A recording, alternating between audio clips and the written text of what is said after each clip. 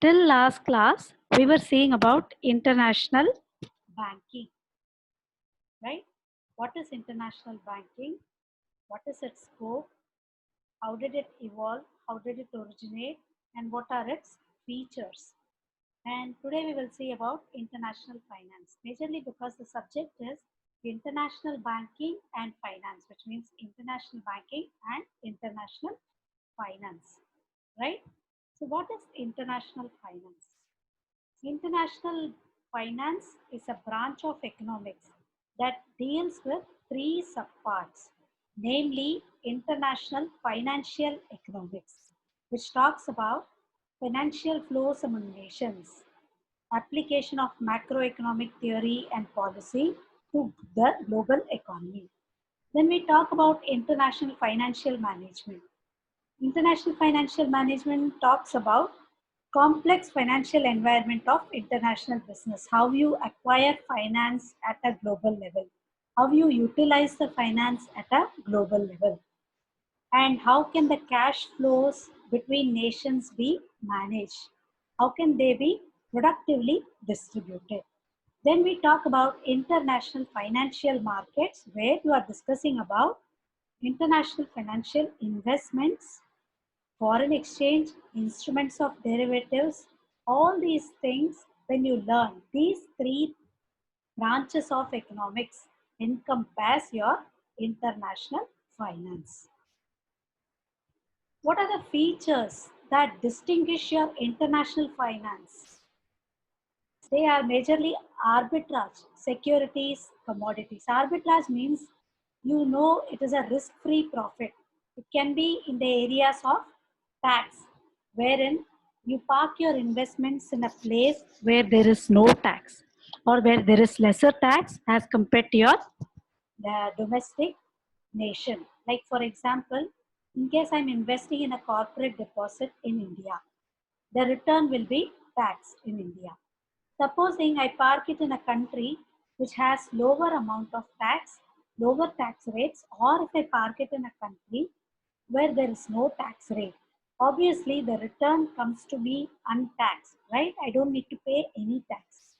Then apart from that, risk arbitrage, wherein wherever there is risk, I'm trying to evade that, invest in a nation with a higher profit. We will see all these things in detail.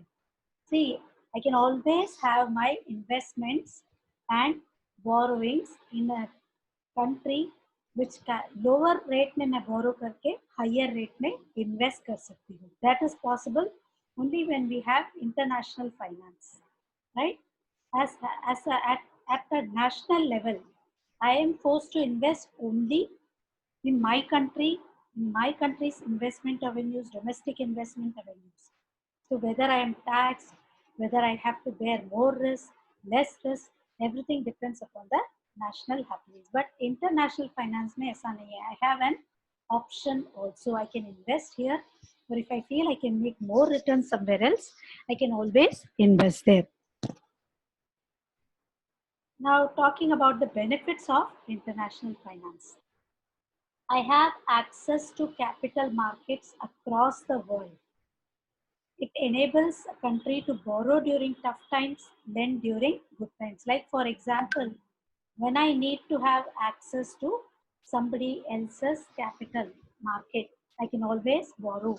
Like for example, I can invest in or I can borrow, I can invest in bonds which is issued by some other country. There are people who invest in my bonds, they lend to me. Or I can also have FDIs flowing across. FDI is an equity investment. We will talk about that also, right? I can invest in shares of other countries. All these things are possible only when I have international finance. There is also worldwide cash flows. Today you see, I can borrow from any country. I can lend in any country. I can invest in any country. I can get return from any country.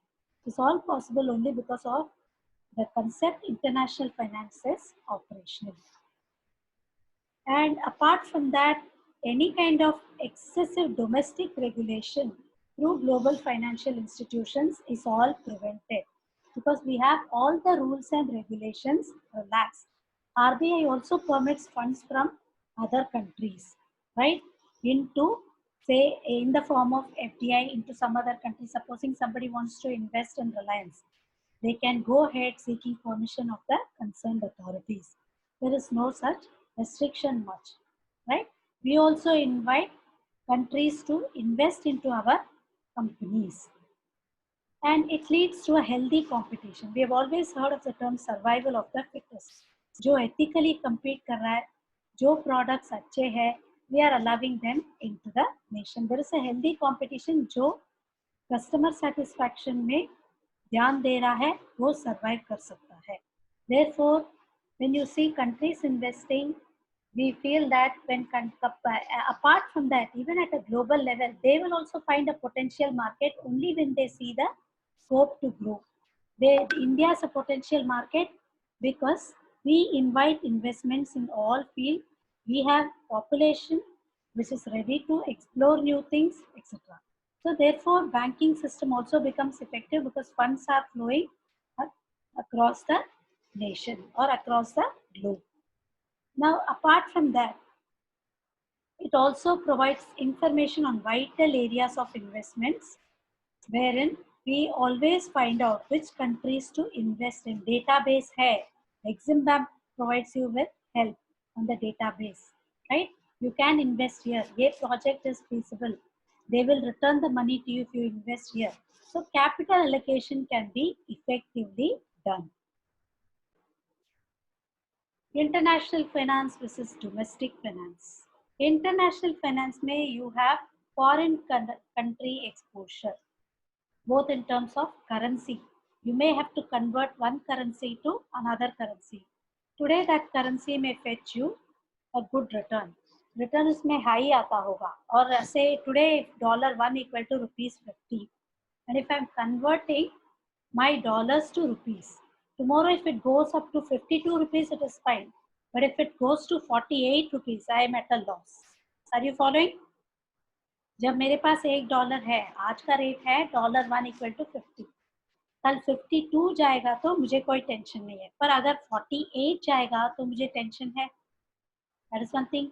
Legal, again legal exposure, I will have to be facing their legal restrictions if I am transacting at an international level. And what are the benefits of international finance? आपको advantage क्या मिलता है international finance concept की वजह से? Everything is happening at an international level. आपको देखो, अगर हमने domestic finance C, if we had stuck on to only our domestic finance, what would have happened? We would have had only access to our domestic capital market. We would have borrowed loans only from our banks. उनके पास पैसे नहीं है, we wait and then borrow. We would have raised capital only from our land. हमारे investors के पास पैसे नहीं है, तो we wait, right? We would have not been able to expand our business activities.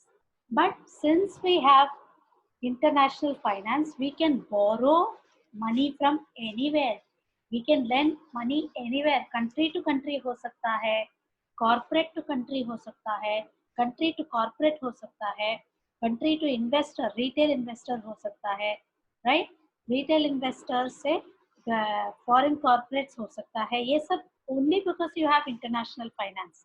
If I want to invest in equity shares, I don't need to invest only in Indian companies. I can invest in foreign companies also.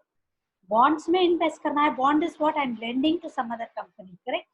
Against an instrument called bond. If I want to invest in bonds, I can lend. I can lend it to companies across India, right? This is all possible only because of international finance. And then it promotes domestic investment and growth through capital import. I am also importing capital. ये capital रख के मैं क्या करती हूँ? Like see, FDIs are coming into India, right? FDI मतलब capital investment, equity capital investment. People are taking ownership in my company, in Indian companies. With that, what am I doing? I am providing job. I am helping my nation to grow, right?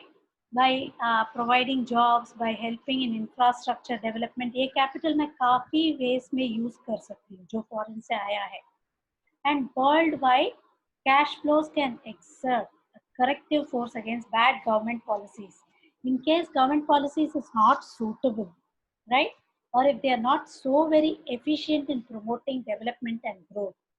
Obviously, cash flows from across the globe. Like for example, if I have only local capital or local money, what will happen? I will be distributing it, allocating it in such a way that everybody gets it equitably.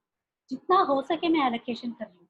पर जब बाहर से भी पैसा आ रहा है, I will allocate it efficiently in such a way that areas where growth has to be there, I will allocate more. Areas where growth can be okay, then I will allocate a little less and so on, right? Education sector में ज़्यादा कर सकती हूँ. But earlier if I had only local money, I will try to do with that little money whatever possible, right? And I will frame a government policy which may not suit other industries to grow. Apart from that, excessive domestic regulations through global financial institutions. See, the regulation has to be there, but excessive रहेगा तो क्या होता है, इधर से पैसा नहीं आने का, उधर से पैसा नहीं जाने का. And what will happen? People will stop transacting with us, right? So you may not have, like for example, World Bank, WTO has said everybody has to trade at, encourage foreign trade. When I'm encouraging foreign trade, even capital will have to flow in. Accordingly, even your banking system has to cooperate and so on, right?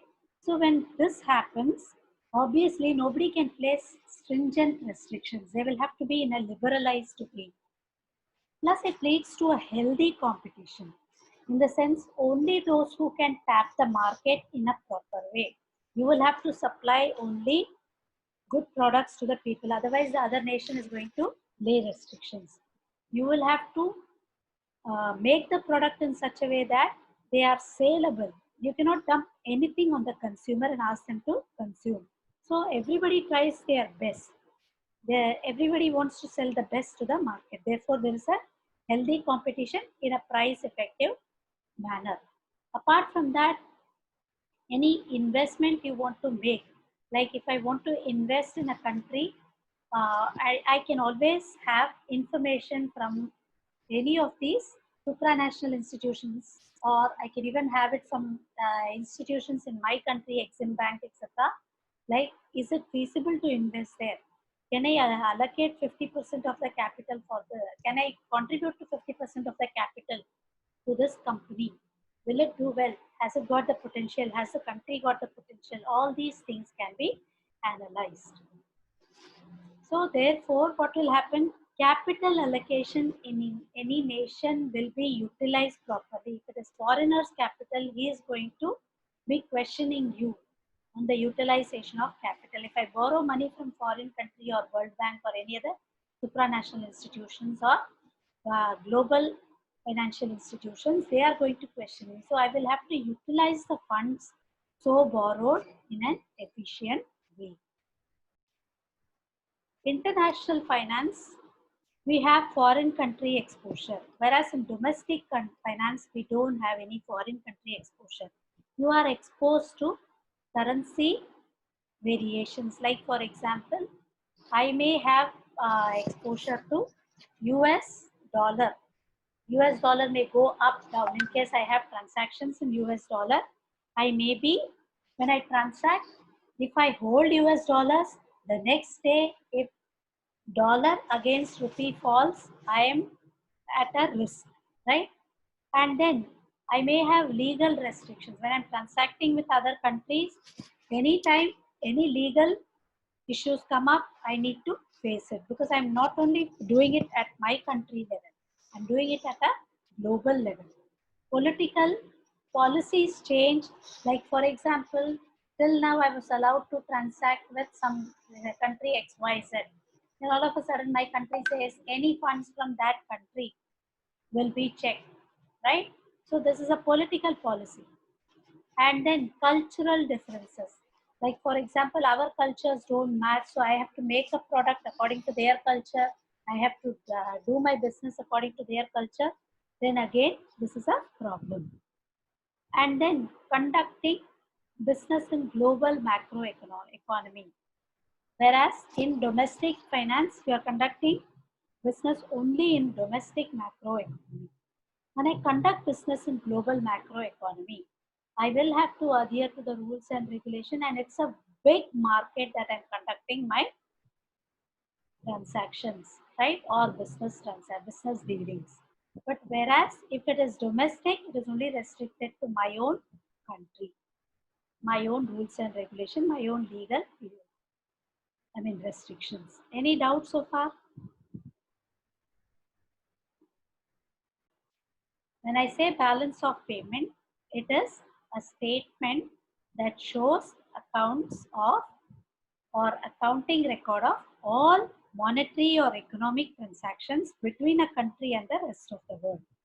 And these transactions include balance of payment for the country's export and import of goods and financial services, financial capital and financial transaction, right? And in simple terms, what it is, see, when I record a country's transactions which are monetarily measurable, then I will record it in a balance of payment statement. Just as you have your revenue account or profit and loss account or income statement, I will be recording everything in a balance of payment statement. Supposing I receive some funds from, say, USA. Say I received $1,000 into my country. It will be recorded in my balance of payment statement as credit from wherever it has come. When, just remember one thing, when I receive money, when I receive payments into the country, I will credit it under the respective head. When money goes out, I'm going to debit it. This simple rule you remember for balance of payment. You don't have to apply any of your accounting rules. When money comes into the country, it is credited. When money goes out, it is debited. Any doubts so far? This is a statement showing record of all monetary transactions of a country with the rest of the world. Again, it is with the rest of the world, not within the country.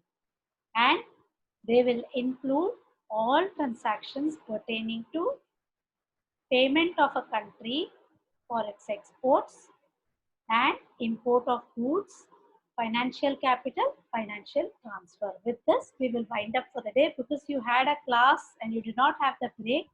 I'm leaving you early today. We will continue with balance of payment tomorrow.